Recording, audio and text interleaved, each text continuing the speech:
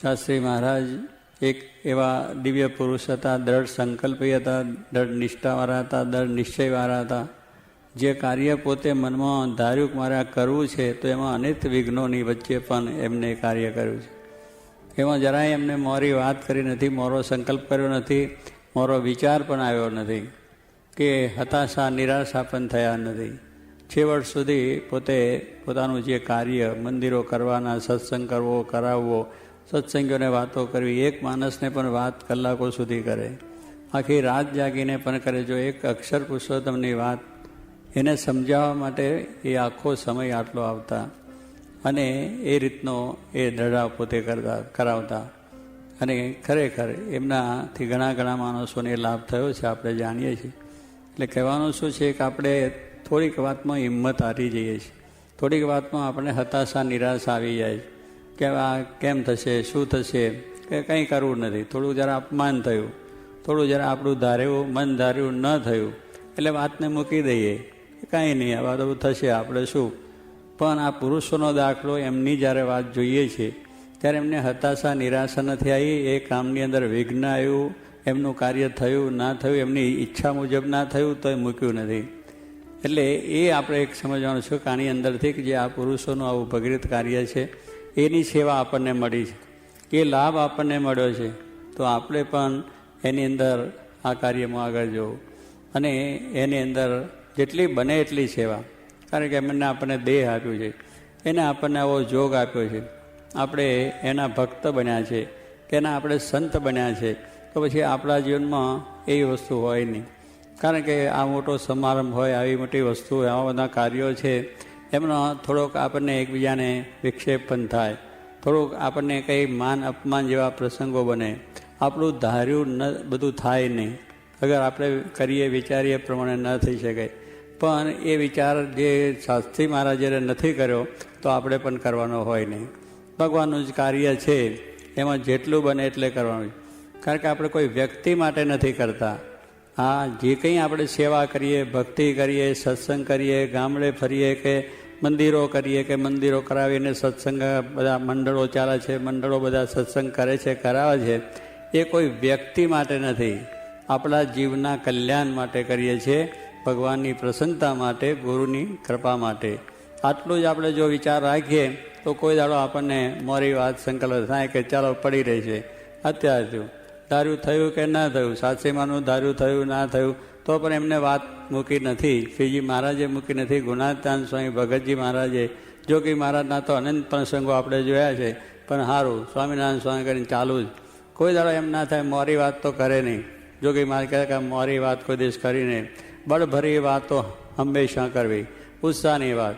અહીં તો કોઈ પ્રસંગો બન્યા હોય, બીજું ત્રીજું હોય, પણ સર્વોપરી સમયો થયો, સર્વોપરી સત્સંગ થયો, સર્વોપરી સભા થઈ, ગમે તેવું બન્યું હોય, પણ એને મોરી વાત એમના જીવમાં નહીં, અને એમનો આ ઈચ્છા મુજબ થયું કે ન થયું તો પણ, તો આવી રીતે આ જે એમનું કાર્ય છે એ કાર્યની સેવા આપણને મળી છે. આપણે બહુ મોટા ભાગે મળે કે આ સેવા કોની છે? આ કોઈ વ્યક્તિની નથી, આ કોઈ બીજા માણસની નથી, આ તો એક ભગવાન શ્રીજી મહારાજ સાક્ષાત પૂર્ણ પુરુષોત્તમ, એમનું ધામ અક્ષર, ભગવાનને ભગવાનના ભક્તની સેવા છે.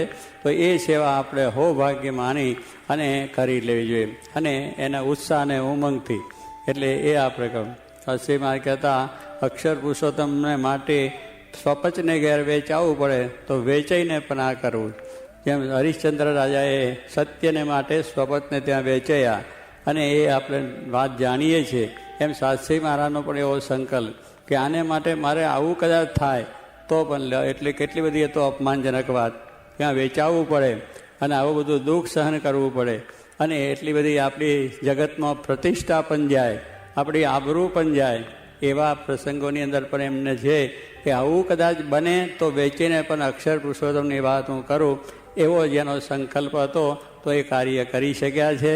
આજે એનો આપણે બધા જોઈએ છીએ, એટલે આપણે પણ એના જ છીએ અને એના કાર્ય માટે જ, અને એમને આપણને આ સેવા સોંપી છે. આ સેવા એમને સોંપી છે કે આ બધી સેવા તમે કરજો. ભગવાને ભગવાનના ભક્ત અક્ષરને પુરુષોત્તમની વાત છે. આ સત્સંગ વધારવાની વાત છે. જોગી મહારાજ તો અનંત બ્રહ્માંડમાં સત્સંગ કરવાની વાત છે. હવે તો હજુ આ બ્રહ્માંડમાં જ ભૂલી જઈએ છીએ, બ્રહ્માંડની ક્યાં વાત છે? હજુ તો એક આપણા સમાજને આપણે જે એરિયામાં હોય ત્યાંની વાતમાં હજુ આપણે થઈ જઈએ છીએ, ઢીલા પડી જઈએ છીએ. હવે એમના સંકલ્પો એ હોય તેમાં તો આપણું સમર્પણ થવું જોઈએ. અને એ ઉત્સાહ અને ઉમંગથી મન દુઃખ કર્યા સિવાય, મોરો સંકલ્પ કર્યા સિવાય તથાથી કથા, વાર્તા, કીર્તન, ભજન એ આપણે બધું કરવાનું છે. એ બધા પ્રમાણે કરીશું તો એમનો રાજીપો થશે, એમની પ્રસન્નતા થશે અને અંતે આપણે અક્ષરધામનું સુખ પ્રાપ્ત થશે. એમના રાજીપામાં બધું આવી જાય છે. આપણે ગમે એટલું હોય તો એ પણ આપણા સંકલ્પો કંઈ કામ કરતા નથી. એમના સંકલ્પો કામ કરે છે અને એમની ઈચ્છાથી જ આ બધું થાય છે. એટલું જ આપણે મનમાં રાખી અને જો કરીશું તો શાંતિ, શાંતિને શાંતિ છે અને આપણને કોઈ જાતનો વાંધો આવશે નહીં.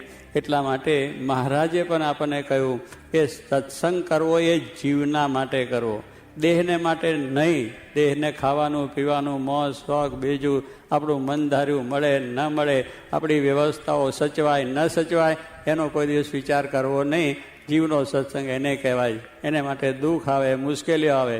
ભગતજી મહારાજે પણ એ જ માગ્યું ગુણાત્યાન સ્વામી કે મારો જીવ સત્સંગી થાય, એ મારા જીવને સત્સંગ કરો. દેહને સત્સંગ થશે એ તો પાછો પડી જવાનો છે. એમાં પાછું કદાચ એક વખત સારી આપણને જરા વ્યવસ્થા, અનુકૂળતા આપણા મનની રીતે આપણી ઈચ્છા મુજબ બધી વ્યવસ્થાનું કાર્ય કરવાનું મળ્યું, પણ ન મળ્યું તો તે દાડે પાછું ભલી જાય. એટલે દેહની અંદર તો અપડાઉન થવાનું છે. આત્મા છે એમાં દોષ નથી, કોઈ જાતની મુશ્કેલી. એ દ્રષ્ટિ જો રાખીએ તો કોઈ જાતની મુશ્કેલ નથી. એટલે જીવનો સત્સંગ એટલા માટે કયો છે. અને એ જીવનો સત્સંગ જેને જેને હતો એને અનંત વિઘ્નો હતા, અનેક મુશ્કેલી, પોતાનું ધાર્યું થયું કે ન થયું તો પણ એ માટે પોતે સમર્પણ થઈ ગયા છે. કામમાં કોઈ પાછા પડ્યા નથી. કોઈ દિવસ એને મોરો વિચાર આવ્યો નથી કે બીજાને મોરા પાડ્યા પણ નથી. આ તો આપણે થોડું આપણે માટે થાય એમાં 10ને મોરા પાડીએ, 50ને મોરા પાડીએ કે બધું આવું છે ને તેવું છે ને ફલાણું. ભાઈ કશું એવું નથી. આપણા સ્વભાવ છે, આપણી પ્રકૃતિઓ છે અને આપણા પોતાના દોષો છે. ભાઈ સત્સંગ ખોટો નથી, ભગવાન ખોટા નથી, શાસ્ત્રી મહારાજ, જોગી મહારાજ જેવા પુરુષ ખોટા નથી. એના માટે આપણે કરીએ છીએ. તો પછી બીજાના સામું શું જોવાનું હોય, બીજાની વાત શું કરવાની હોય. શરીરની વાત ક્યાં એમાં આવે છે. શરીરને તો સ્વામી કંઈ ખાસડા જેવું કરવું. જોગી ગુણાત્યાન સ્વામીએ કહ્યું એ શરીરને તો ખાસડા જેવું, ખાસડાને જેમ આપણે ખબર ના રાખીએ, કાંટાને કાંકરાને બધામાં નાખીએ અને પગમાં પહેરી અને બધા ફરીએ જ. એને બધા કાંટા કાંકરા વાગે તો ખાસડાને કંઈ એની ઈજા નથી, એને એમ દુઃખ મનાતું નથી. એમ સ્વામી કે આ દેહ પણ એવું કહું, ભલે એને કાંટા એટલે કોઈ મારે ને, કોઈ વાત કરે ને, કોઈ અપમાન કરે ને, કોઈ આપણું ધાર્યું ન થવા દે ને, આપણી ઈચ્છા મુજબ ન થાય ને, સંકલ્પ મુજબ ના થાય, એ બધું આપણે સહન થઈ જાય તો વાંધો ના. પણ એ જીવનો સત્સંગ એટલા માટે કહું કે જ્યારે આપણે જીવનો સત્સંગ થશે તો સ્વામી કહે છે આનંદ, આનંદને આનંદ, સુખ, સુખને સુખ અને શાંતિ, શાંતિને શાંતિ છે. એ વાત સિદ્ધાંત શ્રીજી મહારાજ પણ પહેલેથી આપ્યો છે. બીજા આત્માનમ બ્રહ્મરૂપમ, કે આ પ્રમાણે આત્માને બ્રહ્મરૂપ માની અને જો તમે આ સેવા ભક્તિ ભગવાનની કરશો તો તમને શાંતિ થવાની છે. તો એ સિદ્ધાંત શાસ્ત્રીજી મહારાજે આવા અનેક કષ્ટો, વિપતો વેઠીને અને પોતાના શરીરના પણ સુખ દુઃખ, માન અપમાનના સુખ દુઃખ, પોતાનું ધાર્યું થયું ન થયું તો પણ આ વાતને પોતે આગળ વધારે રાખી છે. વધારીને આટલા સુધી એમને કામ કર્યું છે. આપણે જોયું કે એ વખતના પ્રસંગોમાં થઈ જ ન શકે, કારણ કે બધી રીતે જ આપણને કોઈ સહકારને કોઈ જાતની આપણને વ્યવસ્થા નહીં. અત્યારે બધી વ્યવસ્થા જ બધું કરી શકીએ, અત્યારે આપણે બધો વિચાર થાય, પણ તે વખતે કાંઈ જ ન માણસ હોય, પૈસા ના હોય, પાના ના હોય, વ્યવસ્થા ના હોય અને તે ઘડીએ કરવાનું થાય તો વિચાર જ ના આવે. પણ એવા વખતે એમને જે સંકલ્પ આવ્યો અને જે કાર્ય કર્યું એ ભગવાનનું કામ જ કરવા આવેલા પુરુષ એ જ કરી શકે. જેનામાં ભગવાન સાક્ષાત બિરાજ્યા છે એ પુરુષ જ આવું કાર્ય કરી શકે. બીજાથી આ કાર્ય થઈ નહીં. જે દુનિયામાં જે ડંકો વાગ્યો છે અને અક્ષર પુરુષોત્તમનો જય જયકાર જે વર્ત્યો છે એવા પુરુષનો પ્રતાપ છે. એમની હિંમત, એમની ધીરજ, એમની ભક્તિ અને મહારાજને વિશેનો જે એમનો ભાવ છે, સર્વ કરતા પરમાત્મા, એ ભાવથી પોતે હંમેશા આગળ ચાલેલા છે. તો એ ભાવ રાખી અને આપણે પણ કાર્ય કરવું અને આ કાર્યની અંદર ક્યારેય પણ આપણા મનની અંદર મારો વિચાર ના આવે. બસ કથા, વાર્તા, કીર્તન, ભજન અને જે કંઈ આપણો કાર્ય એમને માટે કરવાનું છે એમાં આપણે તત્પર રહેવાનું. ભગવાન એ માટે સર્વને બળ આપે. આજના શાસ્ત્રીમાના જન્મદિવસે, મેળાઓમાં પ્રતિષ્ઠા દિવસે અને આવા ઉત્સવ પ્રસંગે આપ બધાએ ખૂબ ભેળો વેઠીને અને દૂર દૂરથી બધા આવ્યા છે. બધાને ખૂબ ધન્યવાદ છે. આપના જીવનમાં પણ આવું બળ રહે. આપને બધાને પણ મહારાજ તને મને ધને સુખી રાખે, શાંતિ રાખે, દેશમાં પણ શાંતિ રહે અને આખી દુનિયામાં પણ શાંતિ રહે. આપણા જિલ્લામાં અને આપણા ગામની અંદર પણ સુખ શાંતિ વધે. દરેકની અંદર ધર્મ ભાવના વધે. દરેક મનુષ્યોની અંદર સદાચાર આવે, નિર્વ્યસની જીવન થાય અને એકબીજા પ્રત્યેનો પ્રેમ વધે અને સારું કાર્ય કરી શકે એવી શક્તિ મહારાજ સર્વને આપે એ જ પ્રાર્થના.